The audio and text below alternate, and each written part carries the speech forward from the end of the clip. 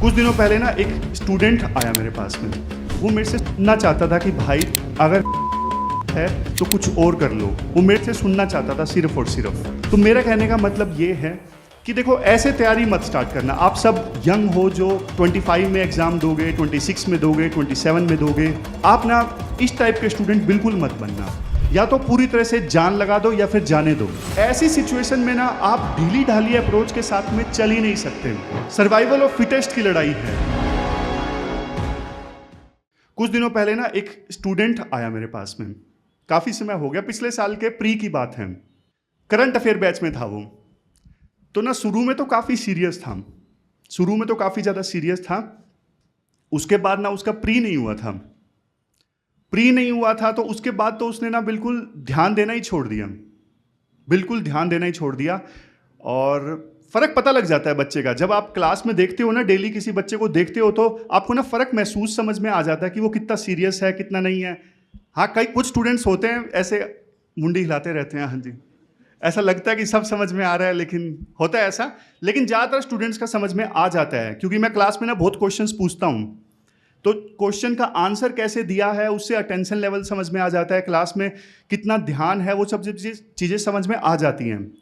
तो ना उसका प्री के बाद में समझ में आ गया कि उसका ध्यान बिल्कुल भी नहीं है। तो मैंने पूछा, भाई क्या प्रॉब्लम है, क्या हुआ? तो ना उसने अपनी कुछ प्रॉब्लम्स बताई, कुछ एकेडमिक प्रॉब्लम्स बताई, कुछ ये इंटरनल जो इश्यूज हैं वो भी बताए। सब पे बात हुई, ऑलमोस्ट 1 घंटा तक बात हुई।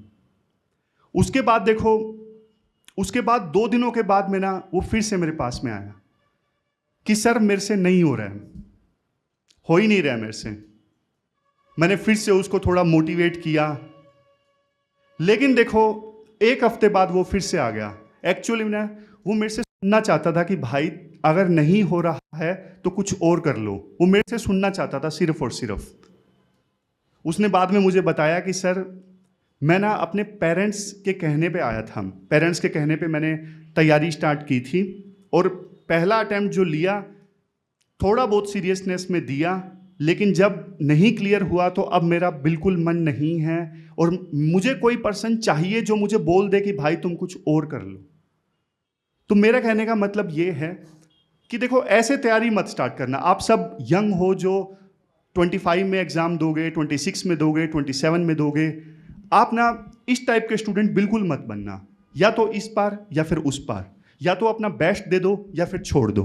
बीच में मत रहो। बीच में ना आप टाइम भी वेस्ट करोगे, आप साइकिल में फंस जाओगे।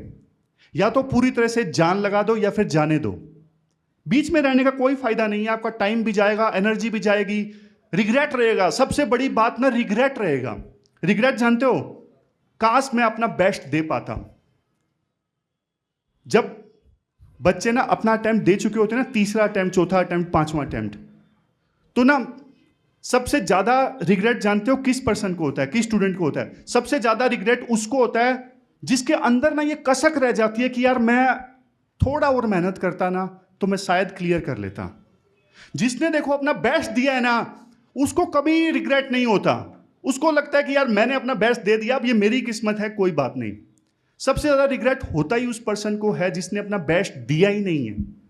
और हमेशा जिंदगी में ना उसकी एक कसक रहेगी कि ना काश मैं उस समय पढ़ लेता ना तो शायद मेरा सिलेक्शन हो जाता। ये सबसे बड़ी गलती करते हैं बच्चे। देखो, ये एग्जाम ना मैं आपको बता दूं, कोई वैसा वाला एग्जाम नहीं है। इसमें सीट्स बहुत कम है। वैसे एग्जाम उतना मुश्किल नहीं है, लेकिन सबसे बड़ी प्रॉब्लम ये है कि सीट्स कम है। तो ऐसी सिचुएशन में ना आप ढीली ढाली अप्रोच के साथ में चल ही नहीं सकते।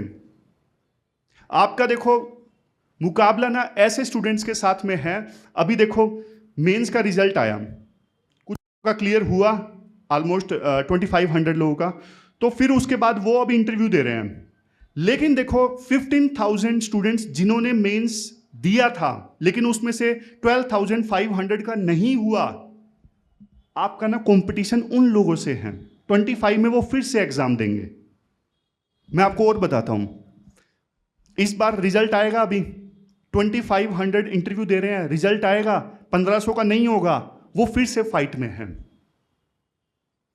जब देखो ऐसे लोगों के साथ में आपका कंपटीशन है, फिर इंटरनल चैलेंजेस की तो देखो बात ही छोड़ दीजिए कि पढ़ने का मन नहीं कर रहा है। अब तो आपको चाहिए कि बस सर्वाइवल ऑफ फिटेस्ट की लड़ाई है।